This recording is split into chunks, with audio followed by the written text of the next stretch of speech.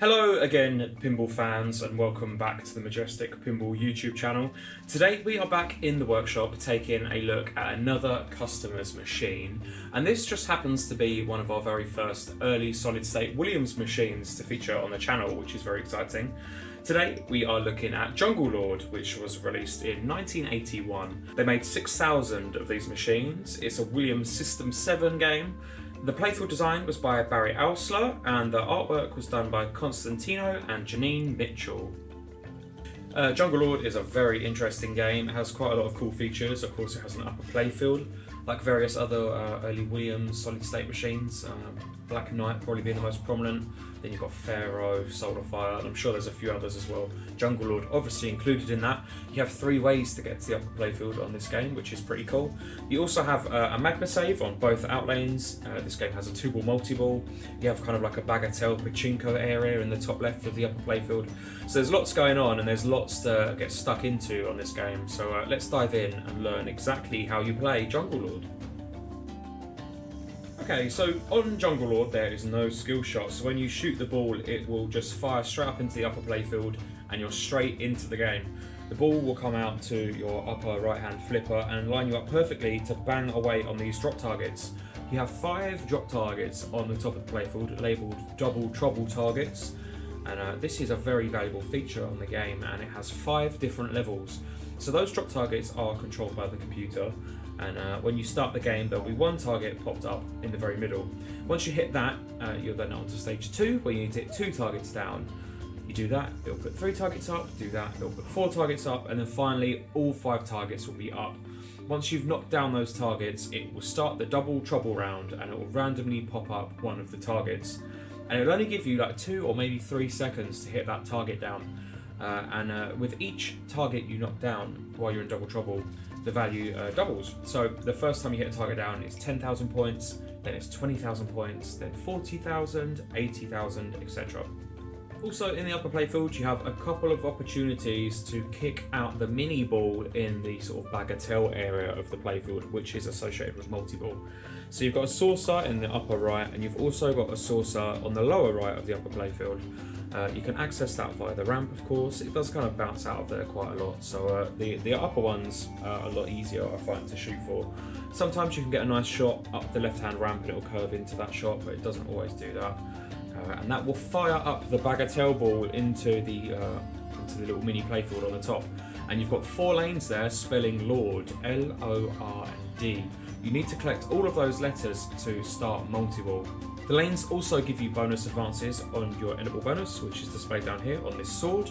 The L lane is the hardest to get, and it gives you 4 advances, and then it steps down 1 as it goes to D. The D is the easiest to collect, just because of the geometry of the way the lanes are laid out. You can also collect a Lord letter by coming down the left in lane, which will spot the right hand saucer up the ramp to collect a letter as well, and that doesn't stay lit for very long, so it's on a timer. You kind of just need to come straight down the lane and bang out there. If you do happen to do that, it does however give you 2 shots into the bagatelle playfield. So normally when you go on a saucer it will just fire 1 ball round.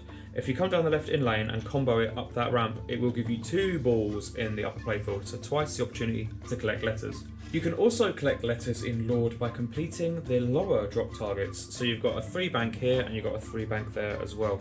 Completing those banks will give you a letter in Lord. These lower drop targets are on a timer, so once you've hit 1 down, you'll hear some sort of crazy pulsing sound effect, and this light will flash. You've got 1 there and 1 there. That will flash and it'll get quicker and quicker and quicker. It doesn't give you very long, and you need to complete the bank within the time limit, otherwise it will reset and you need to start collecting the targets again. With every drop target you knock down, you gain magnet pulses. So down here you've got a series of orange lights saying 1, 2, 3, 4 and 5, and the same on the other side. And those are a little meter which shows you how many pulses on your magnet saves you've got. So on the cabinet you'll notice a white button and a red button on each side. The white one is your flipper button, the red one is your magnets, and obviously you have 1 on each outlane. So if you see that you're running low on magnet pulses, it's worth trying to shoot for the drop targets to try and rack that up and give yourself some extra chances to save the ball. Completing the drop target banks within the time limit will also give you 5 bonus advances up your sword in the centre of the playfield, which is very handy indeed. You'll also notice dotted around the playfield a series of yellow numbers. You've got number 1 up there, number 2 down here, number 3 is just on the right hand side of the centre ramp, number 4 is on the left in lane, and number 5 is on the right in lane. Collecting 1, 2, 3, 4 and 5 will light your all scores times 2 insert just between the flippers. So you do have to complete that within the ball. That will reset between balls and between players. Once you've completed all 5 targets, you'll be into double scoring, which is insanely valuable in this game, especially if you can get double trouble running while you've got times 2 playfield multiplier going as well. Speaking of bonus multipliers, you also have your enable bonus multiplier down here in the green lights. You have times 2, times 3, times 5 and times 10. Those can be collected by coming down either your left or your right in lane and shooting the ball around this horseshoe loop. It will spot the green arrow on a timer, and just come down one of the in lanes, shoot the ball around that loop, and it will give you a multiplier. If you happen to max out your streak of multipliers to times 10 and you come down in lane, you'll notice it will light the red arrow instead of the green one, and you can shoot that around there and it gives you a drain shield, which is kind of like an outlane ball save. You'll see those inserts down here just in the corner of the camera, and those will change sides on switch hits, so like slingshots or like random switches around the playfield. It will change whichever one is lit. You can only have one lit at a time, but if you go down a drain shield lane, you will get that ball back.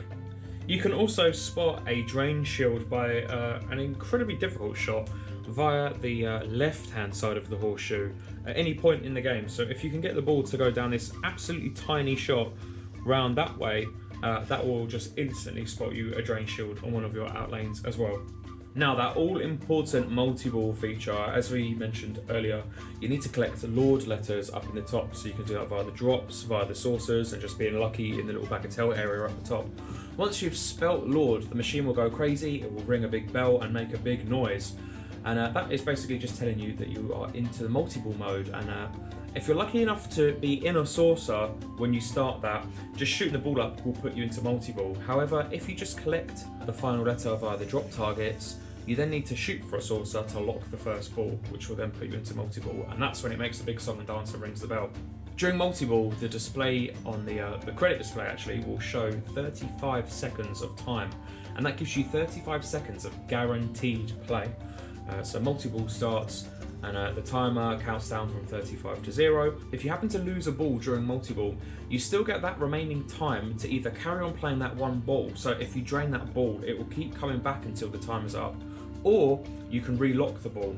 So let's say you've gone into a 2-ball multi-ball, you've got 20 seconds left, you lose a ball, you've then got 20 seconds left of guaranteed play, unless you lock a ball again, and then obviously that will put you back into multi-ball for the remaining 20 seconds.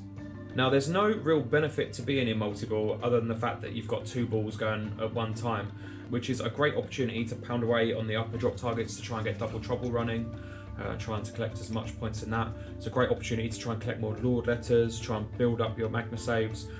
So yeah, there's nothing really in particular to shoot for during multi-ball, other than to just try and progress yourself further into the game to build up your double bonus, get more magma saves, and try and get closer to the next multi-ball. And that is about everything that you are going to need to know to play Jungle Lords. So let's fire up a few games and see what we can do. Can play Jungle.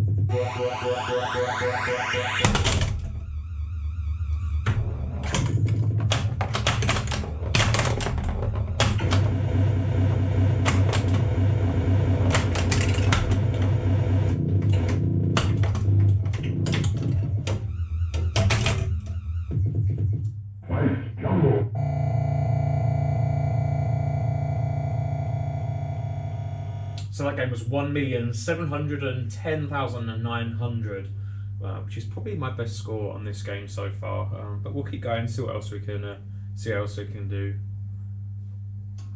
Tiger and Jungle Lord.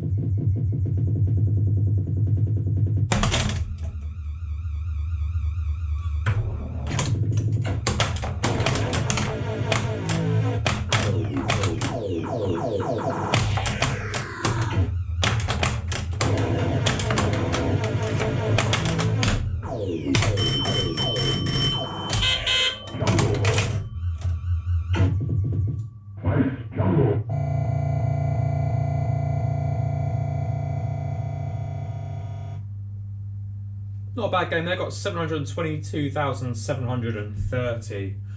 Let's do a couple more and see if we can do better than that. Big Spider and Big Jungle.